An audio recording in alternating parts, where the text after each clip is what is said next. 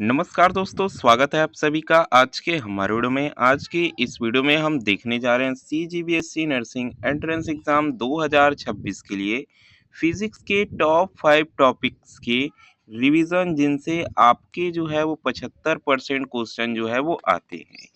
तो चलिए, आज की इस वीडियो में हम जो है वो आगे बढ़ते हैं, क्योंकि आप सभी का बहुत ज़्यादा कमेंट आया था कि सर फिजिक्स और केमिस्ट्री का भी चाहिए, जिससे हमें जो है वो रिवीजन हो जाए और हम एग्ज़ाम में अच्छा जो है वो परफॉर्म कर पाए। तो चलिए वीडियो में आगे बढ़ते हैं, लेकिन उससे पहले यदि आप हमारे चैनल में पहली बार आए हो तो चैनल को जो है वो सब्सक्राइब कर देना, वीडियो लाइक करके बेल आइकन ऑल पर सेट कर देना, ताकि हर ज़रूरी नोटिफिकेशन और क्लासेस सीधे तौर पर आप तक पहुंचती रहे। साथ ही साथ जो है वो आप हमारे व्हाट्सएप चैनल को भी ज्वाइन कर लेना। वहाँ पर हम जो है वो समय-समय पर अपडेट्स देते रहते हैं, जैसे आपकी काउंसलिंग कब होनी है, कहाँ होनी है, कैसे कराना है, कटअप कितना जाएगा, आंसर की कब आएगा, मॉडल आंसर की, सारा कुछ उसी पर हम जो है वो बात करने वाले हैं।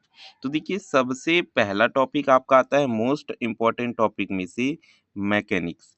जब मैंने आपको सभी सब्जेक्ट का वीडियो बना के बताया कि इस सब्जेक्ट जैसे आपका 5 सब्जेक्ट है, तो उनमें से कौन-कौन सबसे जो है वो 5 इम्पोर्टेंट टॉपिक्स है, जिनसे 75% क्वेश्चन जो है वो हमें 2023 से 2025 के मतलब पिछले 3 साल के क्वेश्चन पेपर का एनालिसिस करने से पता चला कि 75% क्वेश्चन तो यहीं से आ रहे हैं। ठीक है? तो वाली वीडियो नहीं देखे हो तो जाके देख लेना। इससे पहले हमने जो है वो आपका नर्सिंग अभिरुचि के लिए, साथ ही बायोलॉजी का भी वीडियो बनाया है रिवीजन का, तो उसे भी जाकर देख लेना इस वीडियो के बाद। तो देखिए, सबसे पहला आपका आ जाता है मैकेनिक्स, या फिर जिसे हम यांत्रिकी कहते हैं। तो इनमें आपको कुछ चीज़ें जो है वो पढ़नी होती है, जो कि काफ़ी ज़्यादा इम्पोर्टेंट होता है। देखिए, सबसे पहले आपका आता है मूल राशियाँ व मात्रक। वे राशियाँ जो किसी पर निर्भर नहीं करती है, जैसे द्रव्यमान का केजी, लंबाई का एम और समय का एस, वो जो है वो मूल राशियाँ कहलाती है। ठीक है? अब देखिए, आपका आता है विमी सूत्र, बहुत महत्वपूर्ण है। ठीक है? विमी सूत्र बल का क्या होता है भाई, आपका एम एल टी का यूनिवर्स टू, और कार्य ऊर्जा का क्या होता है, M L square T inverse two होता है। साथ ही साथ आपको जो है वो आपको जितना हो सके उतना जो है वो आप विमी सूत्र याद कर लो, क्योंकि यहाँ से डायरेक्ट क्वेश्चन जो है वो पूछे जाते हैं। आपकी बुक में 12th में दिया हुआ है, 11th में दिया हुआ है, बुक होगा एनसीईआरटी का, आप उठाकर देख सकते हैं। ठीक है? अब देखते हैं जड़त्व, या फिर आता है आपका इनर्शिया। न्यूटन का प्रथम नियम, वस्तु अपनी विराम या फिर गति की अवस्था में परिवर्तन का विरोध करती है, जिसे हम जो है वो जड़त्व कहते हैं। इससे बल की परिभाषा जो है वो मिलती है। ये वीडियो जो है वो हम आपके लिए वन लाइनर ला रहे हैं, ताकि आपको सीधे सीधे जो है वो याद आ सके एग्जाम के समय कि हमने ऐसे ही से पढ़ा था। ठीक है? अब देखते हैं न्यूटन का द्वितीय नियम। ठीक है? संवेग में परिवर्तन की दर जो है वो बल के बराबर होती है। इसका मतलब F is equal to M A. इससे बल का सूत्र जो है वो मिलता है। ठीक है? बल मतलब F होता है। अब आपका आ जाता है संवेग संरक्षण। यदि किसी सिस्टम पर बाहरी बल शून्य हो, तो उसका कुल संवेग नियत जो है वो रहता है। रॉकेट इसी सिद्धांत पर उड़ता है। इस चीज को आपको याद रखना है। ठीक है? जैसे आपका संवेग संरक्षण, अगर बाहरी बाह्य नहीं लगाया जा रहा, तो वो जो है वो अपने संवेग को नियत रखता है, अपने बल को या फिर अपनी ऊर्जा को नियत रखता है। ठीक है? अब आपका आ जाता है कार्य, बल और विस्थापन का गुणनफल। ठीक है? W इज इक्वल टू आपका होता है वर्क, और यहाँ पर आपका इज इक्वल टू क्या हो जाता है भाई, F गुना में D cos थीटा। ठीक है? मात्रक जूल होता है इसका। इसको याद रखेंगे, कार्य का मात्रक क्या होगा, जूल होगा। गतिज ऊर्जा और संवेग में संबंध। ठीक है? तो P is equal to under root 2m के, जहाँ P संवेग और K जो है वो गतिज ऊर्जा है। इस सूत्र से सीधे सवाल आते हैं, इसलिए आपको जो है याद रखना है। जड़त्व आघूर्ण, घूर्णन गति में जो कम द्रव्यमान का है वही जड़त्व आघूर्ण का है। ठीक है? I is equal to M R square यहाँ पर हो जाएगा।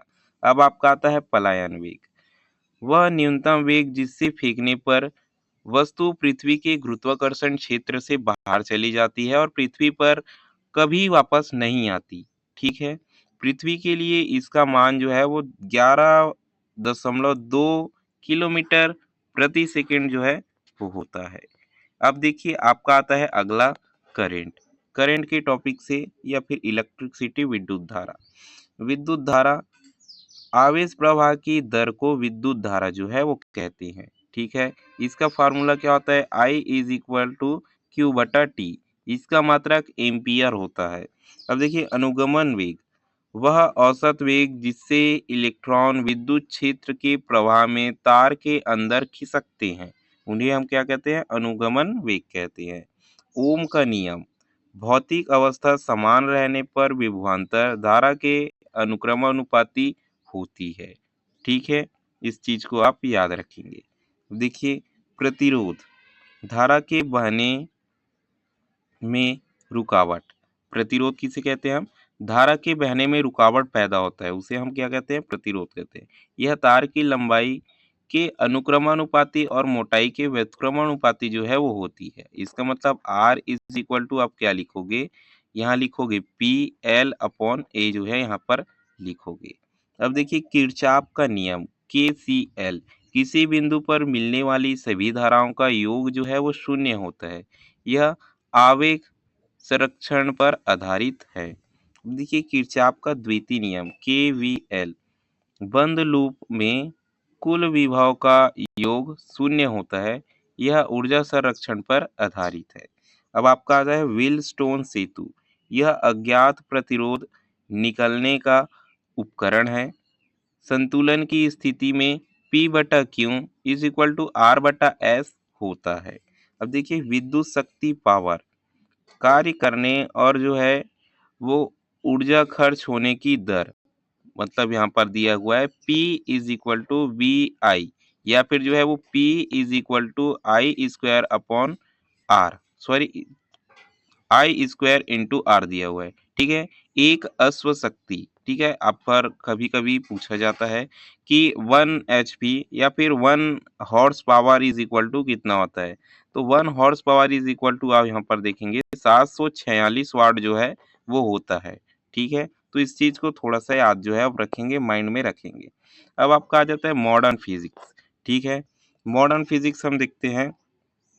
प्रश्न, प्रकाश विद्युत प्रभाव। सबसे पहले आपका आ जाता है प्रकाश विद्युत प्रभाव।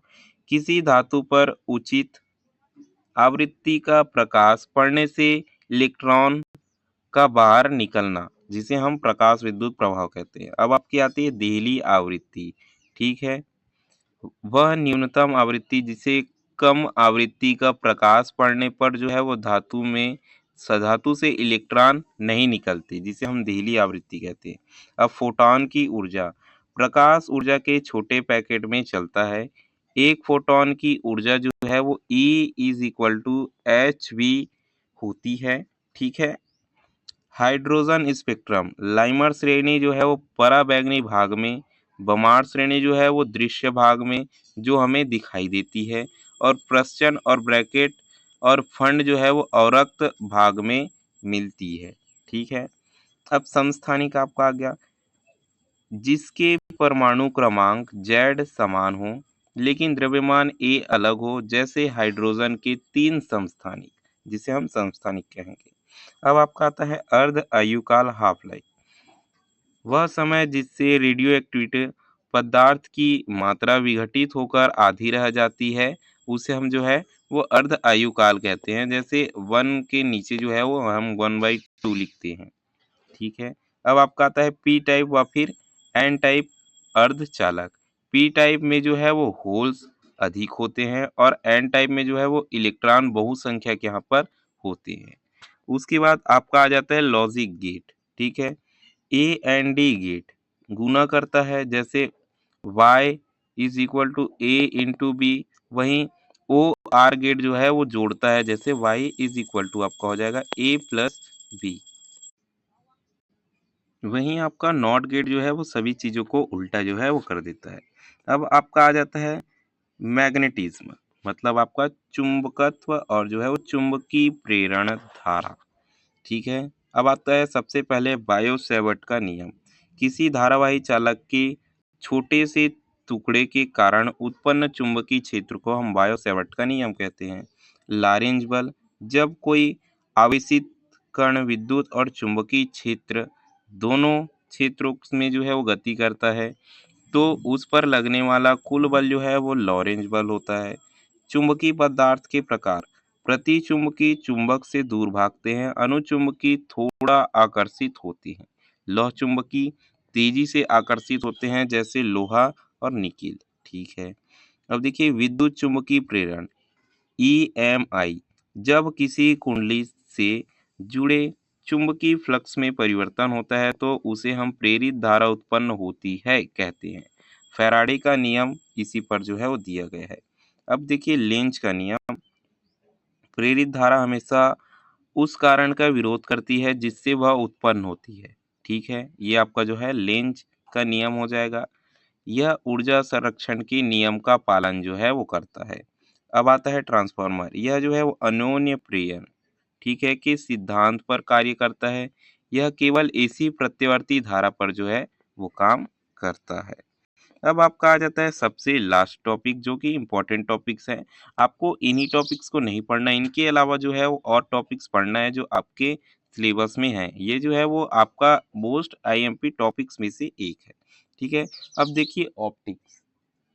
ऑप्टिक्स में आपका आता है अपवर्तन। प्रकाश का एक पारदर्शी माध्यम से दूसरे में जो है वो जाने पर अपने रास्ते में मुड़ जाना। इसी पर जो है वो स्नेल का नियम जो है वो आधारित है, जिसे हम अपवर्तन कहते हैं। अब देखिए पूर्ण आंतरिक परावर्तन।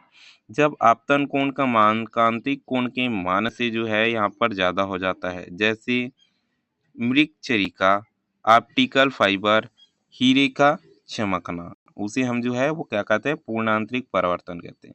लेंस की क्षमता।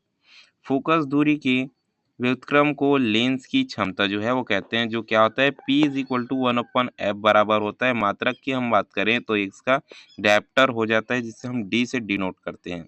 नेत्र दोष और जो है निवारण।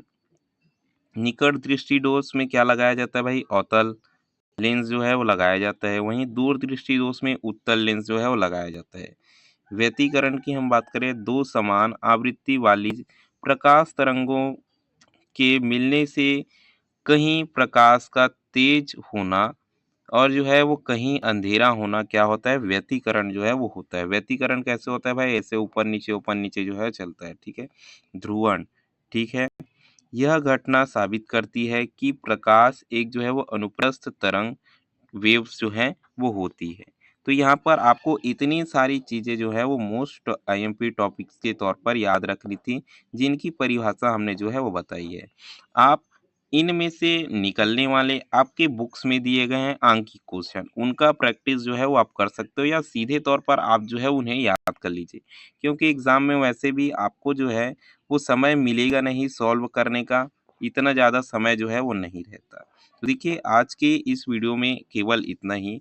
हो सकेगा तो हम जो है वो आपके लिए इन सभी टॉपिक से आईएमपी क्वेश्चन जो है वो निकाल कर लाएंगे, आंकिक क्वेश्चन, जिसका हम जो है वो आपको सीधे तौर पर ऑप्शन बताएंगे, आप जो है वो याद कर लेना। वीडियो में अंत तक बने रहने के लिए धन्यवाद। चैनल में पहली बार आए हो तो चैनल को जो है वो सब्सक्राइब कर देना, वीडियो को लाइक करके बेल आइकन ऑल पर सेट कर देना, ताकि हर जरूरी नोटिफिकेशन और क्लासेस सीधे तौर पर आप तक पहुंचती रहे। और आप यदि अभी तक हमारे व्हाट्सएप चैनल से नहीं जुड़े हो तो जुड़ जाना। वीडियो के डिस्क्रिप्शन में वहाँ लिंक मिल जाएगा, सारा कुछ हम वहाँ पर भी बात करेंगे।